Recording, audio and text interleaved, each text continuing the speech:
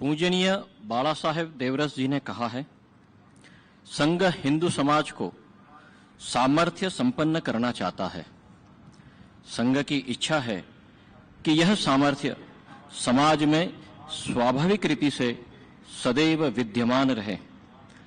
किसी बाह्य संगठन द्वारा सदैव समाज की रक्षा की जाती रहे, यह उचित नहीं। समाज अपनी हर समस्या का समाधान स्वमेव सदा करता रहे। इसी प्रकार के स्वाभाविक सामर्थ्य का जागरण संघ कर रहा है।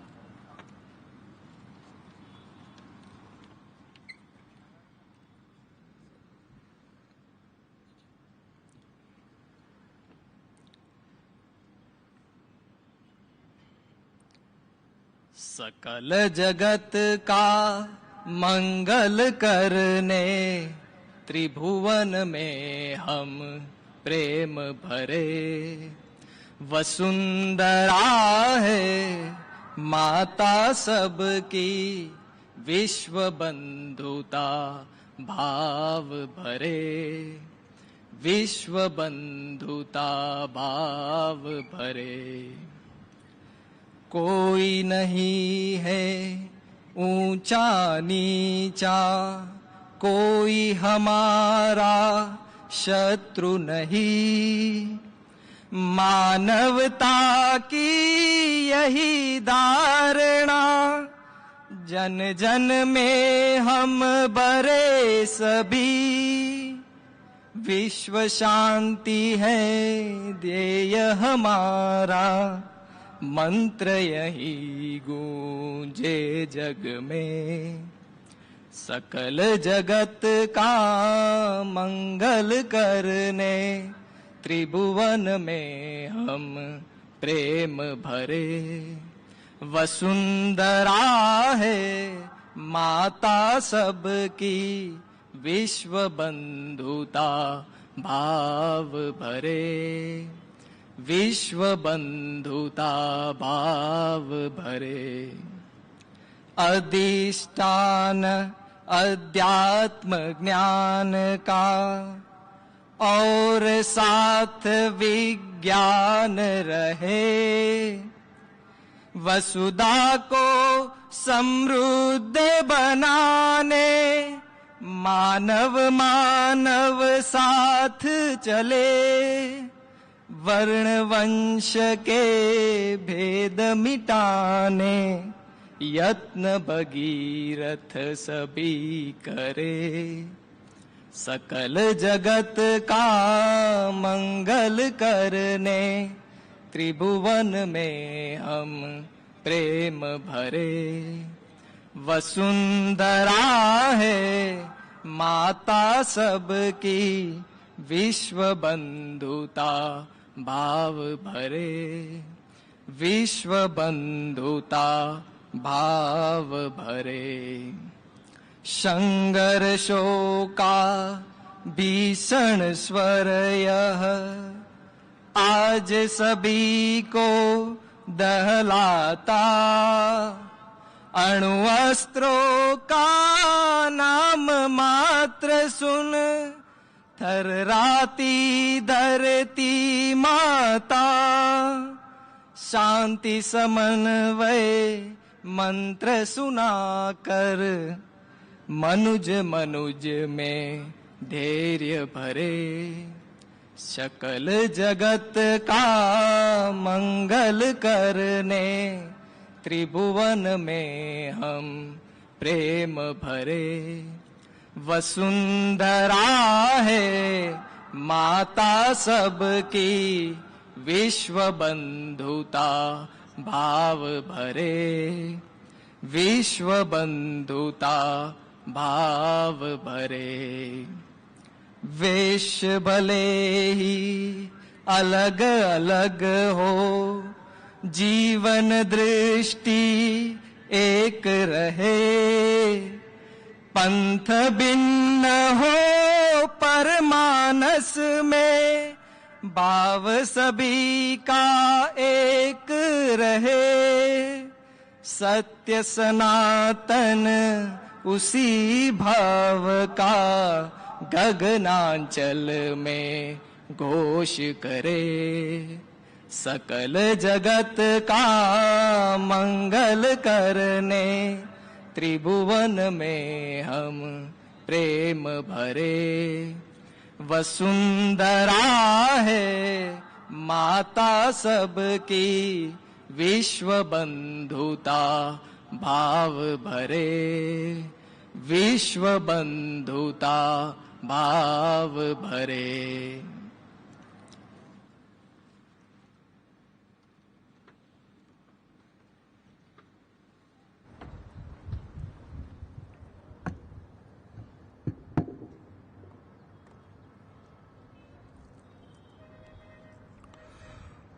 माननीय क्षेत्र संघ चालक जी,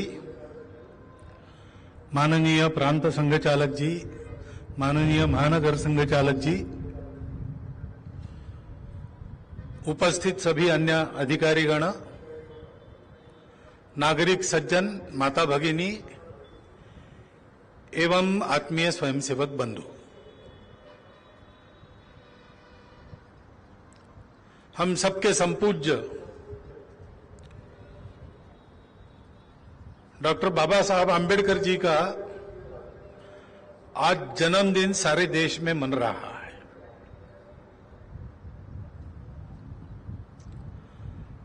संपूर्ण देश में भेद समाप्त हो जाए,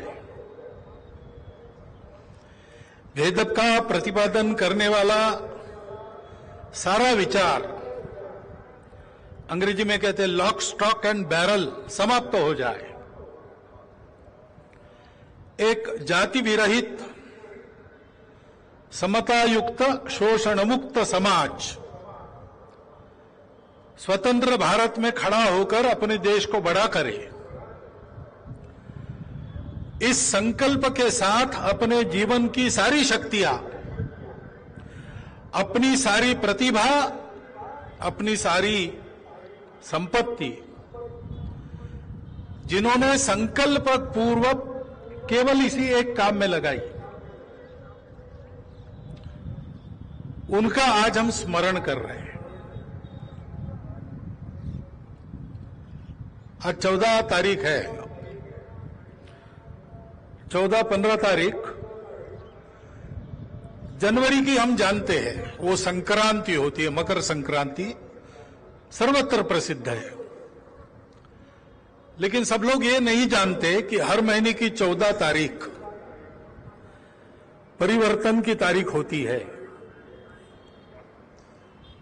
सूर्य एक राशि से दूसरे राशि में हर मास की 14 तारीख को जाता है।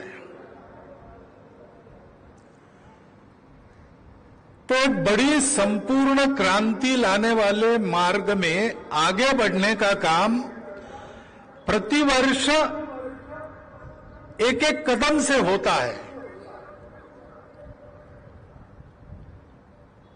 अपने देश को सामर्थ्य संपन्न, परम वैभव संपन्न और संपूर्ण विश्व में सारे विश्व का मार्गदर्शन करने वाला सिरमौर देश बनाने का एक महत् कार्य जिन कदमों से आगे बढ़ा, उसमें ये एक कदम 14 अप्रैल को शुरू हुआ। बड़े बड़े काम होते हैं तब दिखते हैं, लेकिन जब प्रारंभ होता है तब किसी का ध्यान नहीं रहता है। छोटे छोटे हिम के कण लुढ़कने लगते हैं, किसी को ध्यान में नहीं आता, लेकिन लुढ़कते लुढ़कते अपने साथ सारा हिम जमा करते जब वो लेके जाते हैं तो एक बड़ी हिम राशि रास्ते में जो जो कचरा है वो साफ करके एक रास्ता बनाती है। डॉक्टर बाबा साहब आम्बेडकर का जन्म एक ऐसी घटना थी, उस समय किसी ने ध्यान नहीं दिया होगा, लेकिन वो कदम जब पूरा हुआ तो क्या परिवर्तन आया वो हम देख रहे हैं। डॉक्टर बाबा साहब तो चले गए, लेकिन वो परिवर्तन अभी आना बाकी है। उस बढ़ते कदम की दिशा में हमको हमारे कदम बढ़ाने हैं,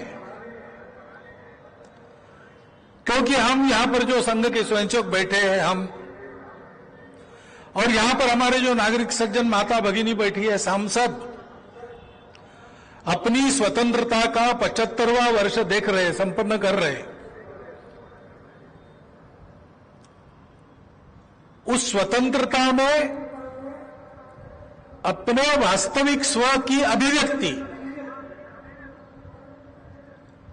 प्राप्त करने के लिए तंत्र हमारे हाथ में आया, हमारे प्रयास से हमने हाथ में लिया।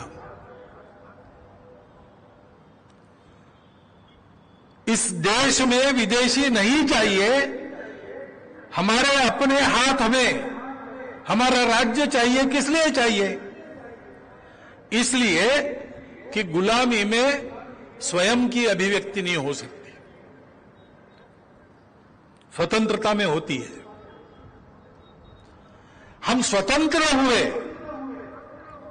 स्वतंत्र बनने के लिए स्वतंत्र हुए।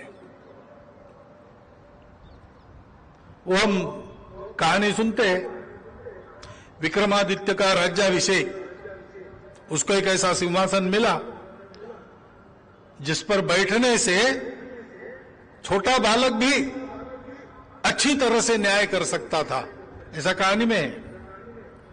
वो सिंहासन उज्जैनी में, राजधानी में उसने लाया। उस पर बैठूंगा तो सत्य और न्याय नीति का ख्याल रखते हुए अपने राज्य को चलाऊंगा, इसलिए उस पर आरोहण करना है, ऐसा उसने सोचा। सिंहासन तो मिल गया, लेकिन जब उस पर चढ़ने को गया तो सिंहासन की 32 पैड़ियां थी। एक पैड़ी पर पैर रखा पहले ही तो वहां एक पैड़ी के सजावट में एक मूर्ति लगी थी, पुतली, गुड़िया धातु की। वो बोल उठी कि राजा, तुम इस सिंहासन चढ़ने के लिए एक पैर रख रहे हो, लेकिन तुमको पता है क्या इस सिंहासन पर कैसे कैसे लोग बैठे, उनके कैसे गुण थे, उनका कैसा पराक्रम था? तो राजा पूछता है, बताओ। तो वो एक कहानी बताती है और कहती कि सोचो तुम ऐसे हो क्या। राजा सोचता है दिन भर, और दूसरे दिन आता है कि हाँ मैं ऐसा हूं, दूसरी पैड़ी पर पैर रखता है, दूसरी पुतली बोल उठती है। ऐसे 32 कहानियां सुनकर उन 32 निकोषों पर मैं योग्य हूं ऐसा करते हुए फिर वो सिंहासन का आरोहण करता है। उसका नाम अपने देश के इतिहास में, दुनिया के इतिहास में अमर हो जाता है। 15 अगस्त 1947 को हमको स्वातंत्र्य मिला। डॉक्टर बाबा साहब के नेतृत्व में हमने अपना संविधान बनाया। उस संविधान का भारत की संसद में जब लोकार्पण हुआ तो बाबा साहब आंबेडकर ने 2 भाषण किए। वह भाषण हम सब भारतीयों के लिए, जो स्वतंत्रता इतने सारे वीरों के त्याग बलिदान से हमको प्राप्त हुई, हमारे पूर्वजों के कठोर परिश्रम से हमको प्राप्त हुई, उस स्वतंत्रता के लिए स्वयं को योग्य बनाने का पथ प्रदर्शन हमारे लिए है। उसको प्रतिवर्ष 14 अप्रैल को और 6 दिसंबर को हम सबको पढ़ना चाहिए। उसके प्रकाश में हम चल रहे हैं कि नहीं चल रहे, इसका आत्मचिंतन करना चाहिए। इतना वो सारे भाषण पथ प्रदर्शक है। उसमें वो कहते एकता का महत्व। बाबा साहब कहते दोनों भाषणों में 2 बातें आई है, मैं शब्दशाह नहीं बता रहा हूं, भाव बता रहा हूं। वो कहता है कि हमारे देश को किसी परकीय शक्ति ने अपने ताकत के कारण नहीं जीता, आपस के भेदों के कारण आपस में लड़ते हुए हमने उनको चांदी की थाली में अपना देश पेश किया, वरना किसी की हिम्मत नहीं थी हमारी स्वतंत्रता छीन लेंगे।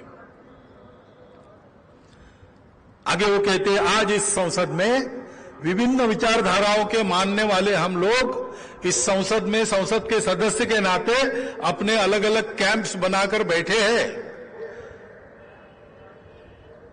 प्रजातंत्र का जो रूप हमने स्वीकार किया है उसमें ये होना ही है, परंतु हमको ध्यान रखना पड़ेगा कि मतभेदों के ऊपर हम सब लोगों को देश के लिए एक रहना है। देश के लिए राजनीतिक स्वतंत्रता, आर्थिक स्वतंत्रता का प्रावधान संविधान में किया गया है, परंतु सामाजिक समता के बिना ये आर्थिक और राजनीतिक समता, स्वतंत्रता प्रत्यक्ष में नहीं आएगी। और इसलिए उसका क्या करेंगे, उसको हमको लाना पड़ेगा। समाज के भेदों को मिटाना पड़ेगा। हमारा समाज अलग अलग तबकों का समाज, उसको एक होना है ऐसा नहीं है। हम एक समाज है पहले से। बीच के कालावधि में हमने ही अपने हाथ से ये अलग अलग वर्ग, जाति आदि निर्माण करके उसमें दूरियां बनाई। ये अब मैं कह रहा हूं, विदेशी लोगों ने उसका लाभ लेकर उसको और चौड़ा बनाया। इस चक्रव्यूह के बाहर हमको आना पड़ेगा, एक बनना पड़ेगा, क्योंकि आखिर ये सब सपने हमको साकार करने हैं। राष्ट्रीय स्वयंसेवक संघ की स्थापना भी क्यों हुई? डॉक्टर हेडगेवार बचपन से देश के लिए चलने वाले हर काम में सक्रिय थे। देश के स्वतंत्रता के लिए उत्कट इच्छा उनके भी मन में थी। उसके लिए सब कुछ न्योछावर करने की उनकी तैयारी मन की हो चुकी थी। माता पिता दोनों बचपन में चले गए, इसलिए घर का कोई पास उनके पास नहीं था। घर संभालने का दायित्व भी नहीं था, इसलिए देश के लिए चलने वाले हर काम में उन्होंने भाग लिया। समाज सुधार के काम हो, समाज प्रबोधन के काम हो, समाज में आर्थिक उन्नति करने के लिए कोऑपरेटिव बैंक जैसे उपक्रम हो, समाज के प्रबोधन के लिए वृत्तपत्र चलाना, उसके संपादक बनना हो, स्वतंत्रता के लिए आंदोलन के मार्ग से चलने वाला कांग्रेस का काम हो, अथवा शस्त्राचार से ब्रिटिशों को भगाने की आकांक्षा रखने वाले क्रांतिकारक हो, जो जो भी समाज के उन्नति स्वतंत्रता के लिए चलता था उसके वो कार्यकर्ता बने। प्रामाणिकता से सब कार्यों का उन्होंने अनुभव लिया। स्वयं भी आंखें खोलकर समाज की स्थिति का निरीक्षण किया, चिंतन किया, और इन सारे कार्यों के उनके समकालीन धुरीण जो थे उनके साथ भी उनका घनिष्ठ संपर्क आया, चर्चाएं हुई। गांधी जी, सुभाष बाबू, सावरकर, मदन मोहन मालवीय, चंद्रशेखर आजाद, राजगुरु, कितने ही लोग उनके संपर्क में आए। वो काम करने वाले कार्यकर्ता थे उनके साथ, और सबके विचार जानने के बाद उनको ध्यान में आया कि सबके मन में एक बात जरूर है, विषय सबके अलग अलग है। डॉक्टर बाबा साहब अंबेडकर के साथ भी उनका संबंध था। पूना में संघ शिक्षा वर्ग में डॉक्टर बाबा साहब अम्बेडकर आए थे। उस समय उनके साथ जो लोग थे उनमें से एक बाद में महाराष्ट्र में एमएलए बने स्वतंत्रता के बाद। उन्होंने अपना आत्मचरित्र लिखा, उसमें ये बात लिखी है। भोजन के समय पहुंच गए, भोजन शुरू होने ही वाला था, जब पता चला कि द्वार पर ये सब लोग आए हैं। डॉक्टर साहब ने स्वयंसेवकों को कहा, अभी रुको, भोजन प्रारंभ मत करना। स्वयं उठकर गए, सब लोगों को ले आए, साथ बिठाकर सबने आनंद से भोजन किया। डॉक्टर बाबा साहब अम्बेडकर ने स्वयंसेवकों से बातचीत की, परख के देखा संघ में जाति भेद है कि नहीं। और बाद में दोपहर बौद्धिक वर्ग डॉक्टर हेडगेवार का होना तय था। डॉक्टर बाबा साहब अम्बेडकर को डॉक्टर हेडगेवार ने कहा कि आप स्वयंसेवकों को कुछ बताइए।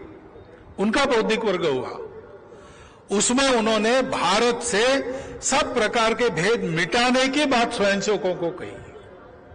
ये प्रसंग हुआ है। तो उनको ध्यान में आया कि सबने अपना अपना विषय चुना है, उसमें लग गए हैं, वो सारी बातें एक न एक दिन होकर रहने वाली है, इतने ये सारे लोग तपस्वी है, महापुरुष है। लेकिन सबके मन में एक बात है कि बार बार आक्रामकों के द्वारा पराजित होने की बारी अपने देश पर क्यों आई? आने वाले आक्रामक बहुत दूर से आए थे। हमारे देश की आबो हवा उनके अनुकूल नहीं थी। हमारे देश को वो जानते नहीं थे। यहाँ के रास्ते, यहाँ के जंगल, यहाँ के मैदान उनको कुछ परिचित नहीं था। यहाँ का अन्न उनके अनुकूल नहीं था। यहाँ के पानी, यहाँ की हवा उनके अनुकूल नहीं थी। मुट्ठी भर उनकी संख्या थी। हम लोग सोने की चिड़िया थे। ज्ञान का भांडार हमारे यहां से दुनिया के लिए दिया जाता था। हमारे शूरवीर सुरमाओं की धाक सारे दुनिया में थी। ऐसी परिस्थिति में मुट्ठी भर बर्बर आक्रामकों ने हजारों मील दूर से आकर बार बार हमको पराजित किया। ये इतिहास क्यों बना?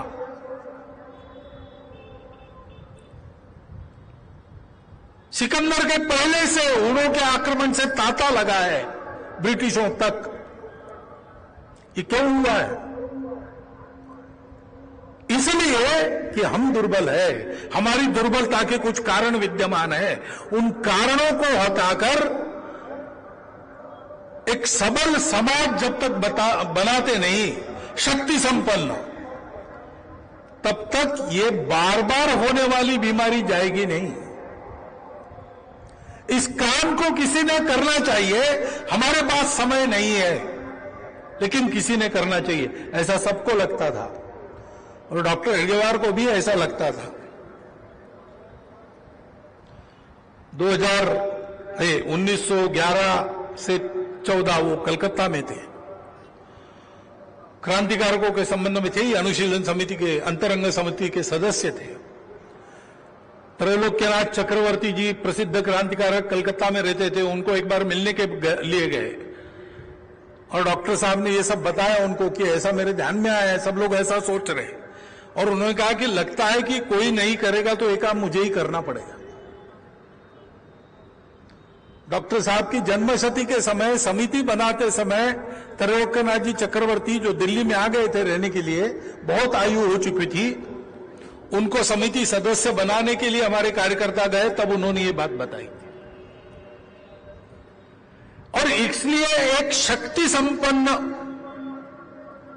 भेद रहित, गुण संपन्न और जिसके सामने देश का हित अपने जीवन कार्य के नाते संकल्प में मन में पक्का है, ऐसा हिंदू समाज बनाने के लिए संघर्ष शुरू हुआ। अपने स्वतंत्रता को, अपने त्याग बलिदान परिश्रम से हमको देने वाले इन सभी महापुरुषों के संकल्पों को सत्य सिद्ध करने वाला समाज गढ़ना पड़ेगा। उसके लिए संघ का कार्य है। और संघ को कुछ नहीं चाहिए। परम वैभव संपन्न विश्वगुरु भारत के समाज से गढ़ेगा। और इसलिए हमको भी विचार करना पड़ेगा।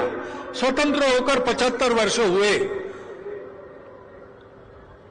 डॉक्टर बाबा साहब आंबेडकर जैसे और उनके समकालीन और सभी महापुरुष जिन्होंने देश के लिए प्रामाणिकता से, निस्वार्थ बुद्धि से किसी न किसी क्षेत्र में काम किया, विचारधारा कुछ भी हो, जिनकी प्रामाणिकता थी, जिनका त्याग था, उन लोगों के संकल्प भी थे।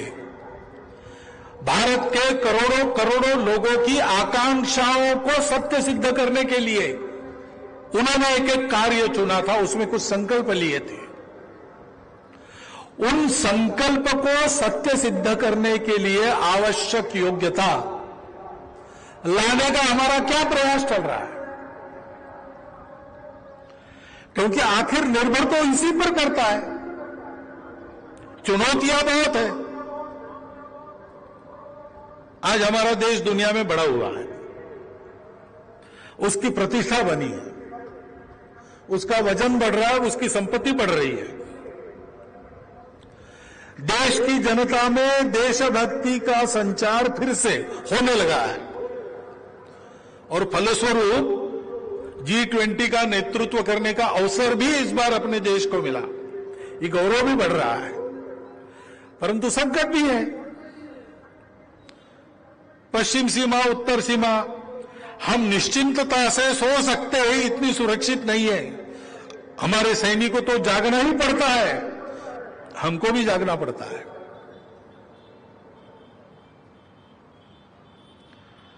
हमारा अपना देश बढ़ रहा है, लेकिन उस देश की कीर्ति को लांछन लगाने का काम भी दुनिया की हित संबंधी शक्तियां छल कपट द्वारा कर रही है।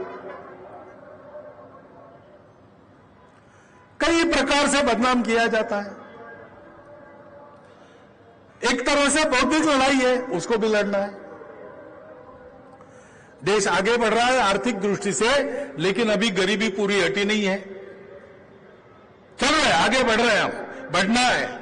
ये करने के काम है जो अधूरे हैं, हम कर रहे हैं, लेकिन पूरे करने हैं। तो हमको भी अपने आप को बनाना है। उस समय दुनिया से जो चुनौतियां हमारे सामने आ रही, उसका भी मुकाबला करना है।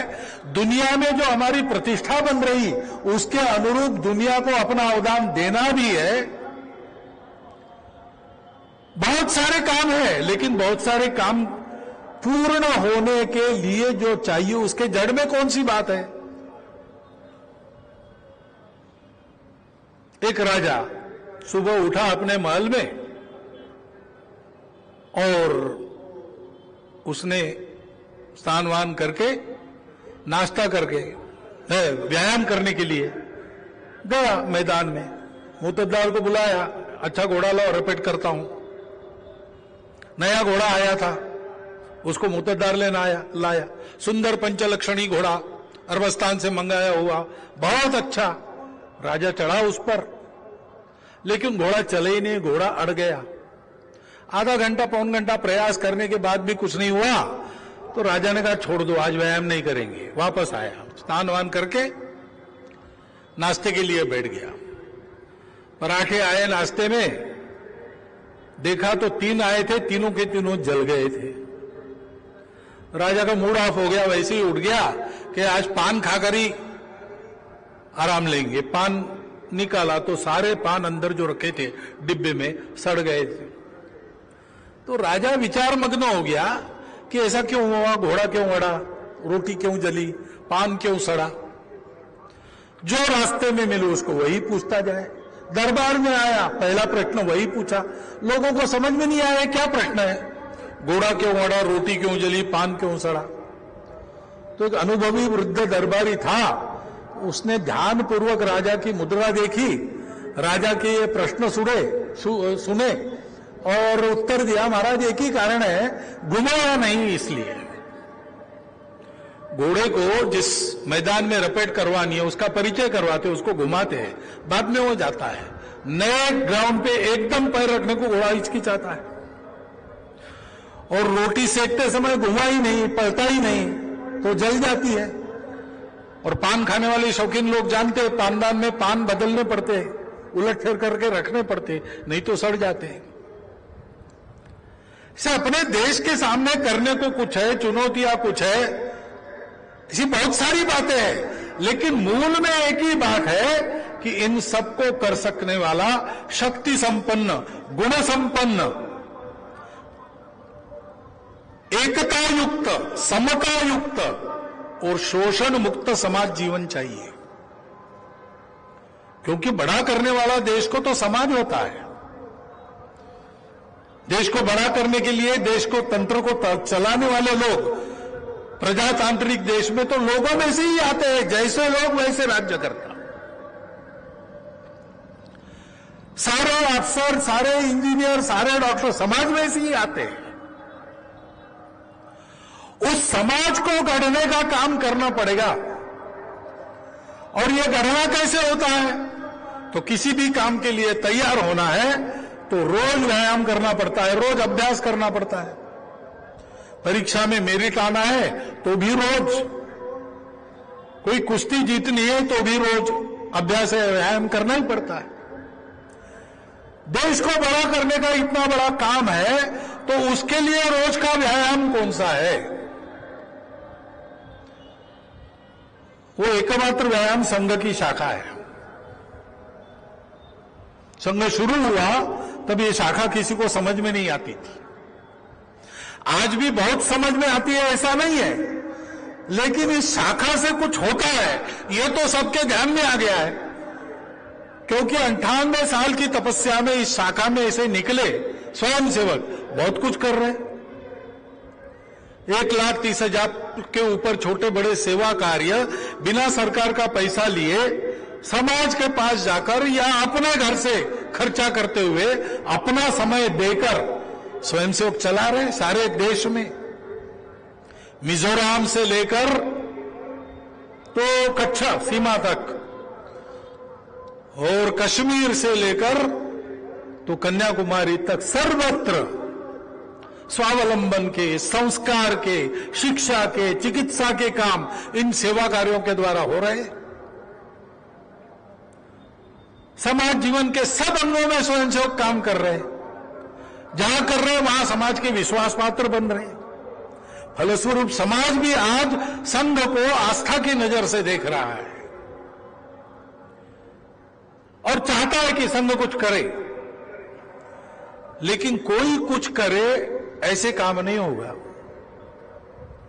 हमारा काम हम सबको खुद को करना पड़ेगा। जैसा मैंने कहा, समाज बलवान होना चाहिए तब सब होता है। कोई एक व्यक्ति, एक पार्टी, एक तत्वज्ञान, एक नारा, एक अवतार, एक महापुरुष देश को बड़ा नहीं कर सकता, देश की समस्याएं पूर्ण रूप से नष्ट नहीं कर सकता। ऐसा अगर होता तो पिछले 200 वर्षों में सारे दुनिया के संपूर्ण इतिहास में जितने महापुरुष हुए उससे ज्यादा महापुरुष हमारे देश में हुए। गांव-गांव से लेकर और राष्ट्र स्तर तक सर्वत्र हुए। संपूर्ण दुनिया जिनके जीवन को देखते हैं, विवेकानंद, महात्मा गांधी जैसे, डॉक्टर अंबेडकर साहब जैसे, ऐसे महापुरुष हो गए। लेकिन हमको अभी भी काम करना बाकी है, हमको आगे चलना है। क्यों? क्योंकि ये सब सहायक होने वाली बातें हैं। सिंहासन तो ऐसा है कि यहां बैठ जाओ तो छोटा बालक भी न्याय नीति से राज्य चला सकता है, न्याय दे सकता है, सत्य के आधार पर चलता है। परंतु उस सिंहासन पर चढ़ने वाले को एक एक कदम योग्यता का आगे बढ़ना पड़ता है। प्रजातंत्र में प्रजा राजा होती है, राजा को राजा बनाने वाली भी प्रजा होती है, और इसलिए प्रजा की योग्यता संघ जैसे संगठन को भी ठेका देने से यह होने वाला नहीं है। संघ जरूर सहायक होगा, संघ इस दृष्टि से समाज को तैयार करेगा, लेकिन देश के परम वैभव संपन्नता की मंजिल को पाने वाली राह सबको चलनी होगी। और इस दृष्टि से करने लायक कुछ काम है जो हम सब कर सकते हैं। उसके लिए योग्य बनने का काम संघ की शाखा में होता है। संघ की शाखा में आइए, योग्य बनिए।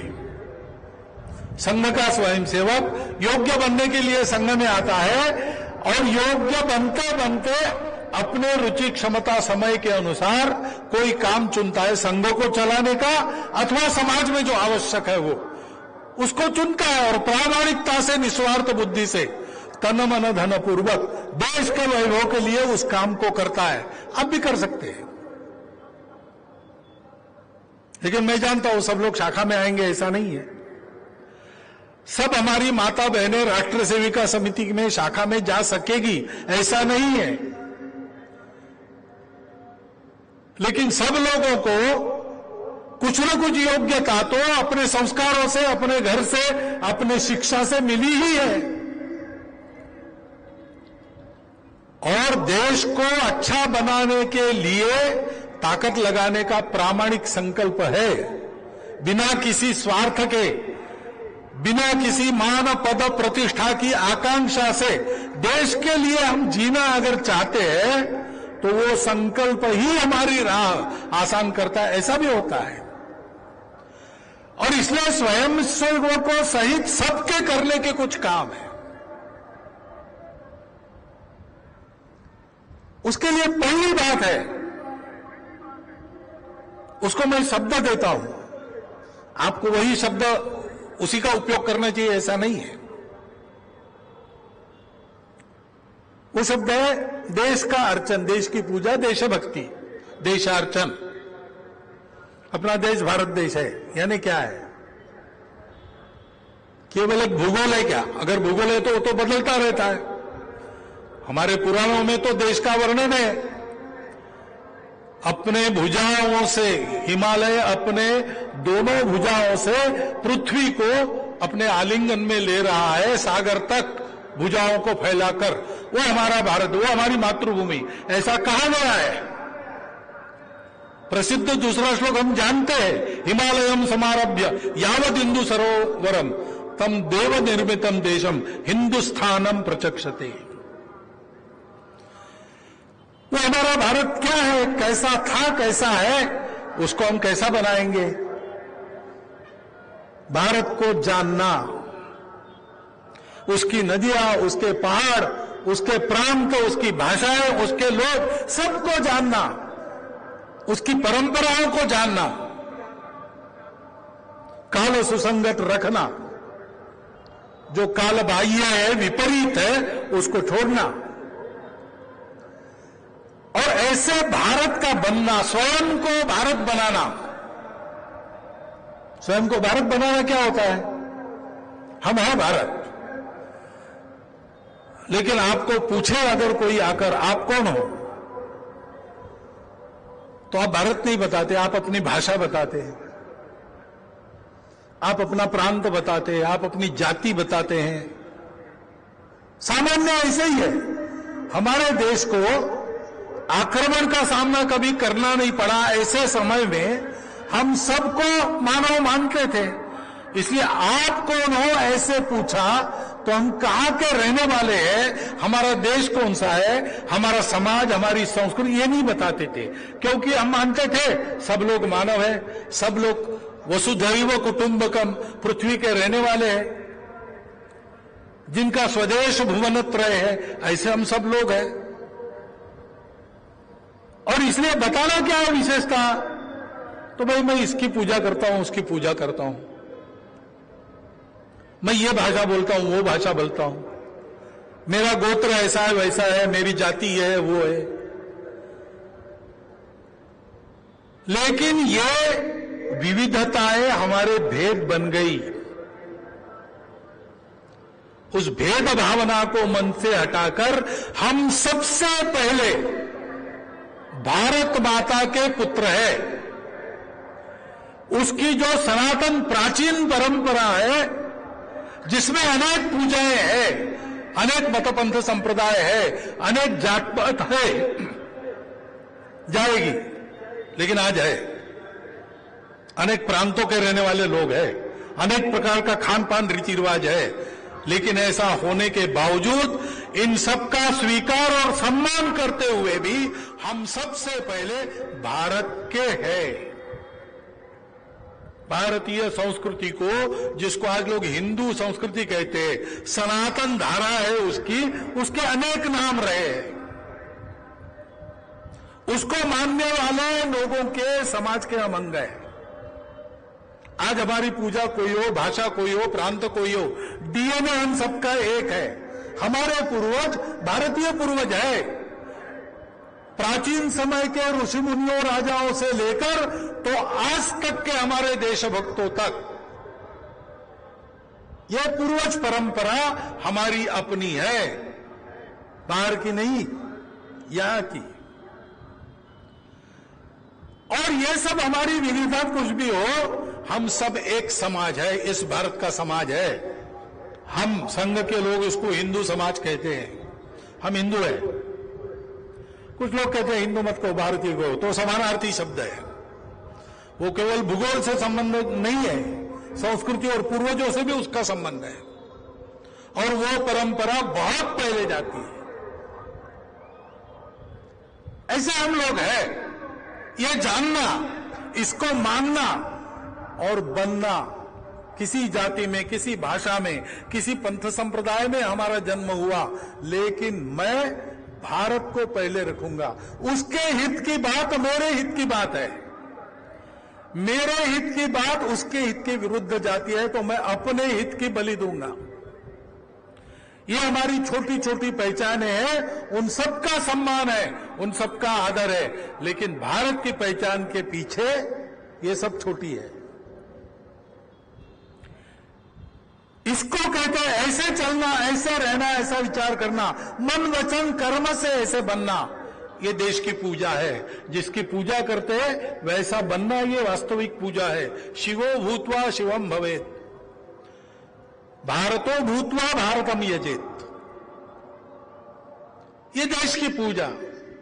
दूसरी बात है, अपने देश के सभी वासियों के प्रति मन में सद्भावना रखकर काम करना। वो सब अपने हैं, उन सबको अपने साथ जोड़कर देशभक्ति के इस मार्ग पर आगे बढ़ाना है। आज वो दिखते कुछ भी होंगे, बोलते कैसे भी होंगे, हम सुरक्षित रहे इस काम को करने के लिए इतनी शक्ति और नीति रखते हुए इन सबको एक करके आगे बढ़ाना है। और इसलिए सद्भावना चाहिए, भेद नहीं चाहिए, एक दूसरे के प्रति कटु भाषा का प्रयोग नहीं करना है, एक दूसरे के मन को ठेस होगी, ठेस बने बैठेगी, ऐसा कर्म नहीं करना है, उससे बचना है, संयम से काम लेना है, धैर्य से काम लेना है, लेकिन दृढ़तापूर्वक रहना है। धैर्य और संयम दुर्बलों को शोभा नहीं देता है। शक्ति संपन्न का भूषण है क्षमा। और इसलिए शक्ति संपन्न बनना अपनी एकता के बल पर, सब प्रकार की गुणवत्ता अपने में चाहिए, लेकिन उसका उपयोग करने के लिए अच्छा शील चाहिए। प्रज्ञा, शील और करुणा ये तथागत की मार्ग की विशेषता है। अपने संस्कृति में कहा है, विद्या विवादाय धनम मदाय शक्ति परेशान परपीडनाय खलस्य।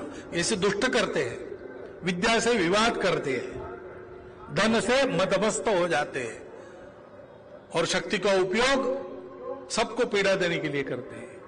लेकिन साधु सज्जन जो है उनका अलग रहता है। ज्ञानाय दानाय च रक्षणाय, विद्या का उपयोग ज्ञान देने के लिए, धन का उपयोग दान करने के लिए, और शक्ति दुर्बलों के रक्षा के लिए।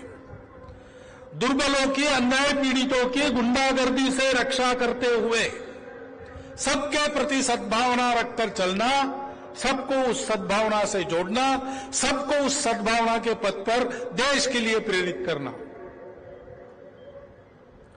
तीसरी बात है ऋणमोचन। हम अपने देश के कारण है, भारत की प्रतिष्ठा बढ़ी तो भारतीयों की प्रतिष्ठा बढ़ी। हमारा सब कुछ अपने देश ने दिया है, समाज ने दिया है, हमारी सनातन परंपरा संस्कृति ने दिया है। हम जो कुछ है उसके कारण है, उसके कारण हमारी शक्ति है, हमारे संस्कार है, हमारी पहचान है, हमारा स्थान है, हमारा रोजगार है। सब कुछ हमारे देश की स्थिति के कारण हमारा ठीक है। हमने उससे लिया है, उसको वापस करने के लिए हम कमा रहे हैं। हमारी आर्थिक शक्ति, हमारी शारीरिक शक्ति, हमारी बौद्धिक शक्ति, हमारी मनस शक्ति, सबका उपयोग अपने देश को, अपने समाज को, अपने संस्कृति को, धर्म को आगे बढ़ाने के लिए हमको करना है। जितना अपने लिए चाहिए, अपने परिवार के लिए चाहिए, न्यूनतम उतना रखना, बाकी सब दे देना समाज के लिए, देश के लिए। समय से लेकर सब बातें, समय, धन संपत्ति, विचार, सब कुछ। रोटी, कपड़ा, मकान, स्वास्थ्य, शिक्षा, अतिथि सत्कार, ये गृहस्थ धर्म है, वो 6 कर्तव्य है। और समाज में जाते समय थोड़ा बहुत अच्छा अपने अपने पद प्रतिष्ठा के रूप थोड़ा बहुत रहना पड़ता है। वो कुछ ऐसी अतिरिक्त आवश्यकताएं हैं, इतना छोड़कर बाकी अपना नहीं है। चाहे नहीं ऐसी हमारी नहीं है। ये जो ज्यादा का है वो दे देना है, वो लगा देना है, और अपना काम कम से कम चलाकर अधिक से अधिक देना है, क्योंकि देश को गति से आगे बढ़ाना है। इसको मैं कहता हूं ऋणमोचन। ऋणायाम पर उससे विमोचित होना है, मुक्त होना है। मुक्त तो हो नहीं सकते, जन्म भर सेवा करते रहेंगे। और चौथी बात है अनुशासन। डॉक्टर बाबा साहब आम्बेडकर ने ये इशारा दिया था उन 2 भाषणों में एक में। उन्होंने कहा कि अब हम स्वतंत्र हो गए, अब ब्रिटिशों का राज्य नहीं है। जब हम स्वतंत्र नहीं थे, सारा दोष उन पर मढ़कर हम आंदोलन करते थे, सत्याग्रह करते थे, हम पत्थर मारते थे, आगजनी वगैरह भी होती थी, परकियों के खिलाफ संघर्ष था। तो कुछ अनियमितता हुई, नियमों का भंग हुआ, थोड़ा उल्टा सीधा काम हुआ तो भी क्षम्य था। लेकिन अब हम अपना राज्य चला रहे हैं। जिस किसी की हो, सरकारें अपनी है, राज्य अपना है, व्यवस्था अपनी है, हमने बनाई है, हमने खुद को दिलवा दी है। और इसलिए नागरिक अनुशासन का पालन ये सर्वोपरि है। वो तो कहते हैं कि मैं अब सत्याग्रह की भी सिफारिश नहीं करूंगा, वो भी नहीं करना चाहिए। कानून संविधान में मार्ग है, उसी से जाना, उसी को मानना। भगिनी निवेदिता ने कहा था कि स्वतंत्र देश में नित्य जीवन में देशभक्ति का प्रकटीकरण कैसे होता है? नागरिक अनुशासन के पालन के द्वारा होता है। अपने देश के सब समझदार लोग और सब स्वयंसेवक, क्योंकि वो भी समझदार बनते हैं संघ में आके, ये 4 बातें हम आसानी से कर सकते हैं। ये हमको करना पड़ेगा, योग्य बनना पड़ेगा।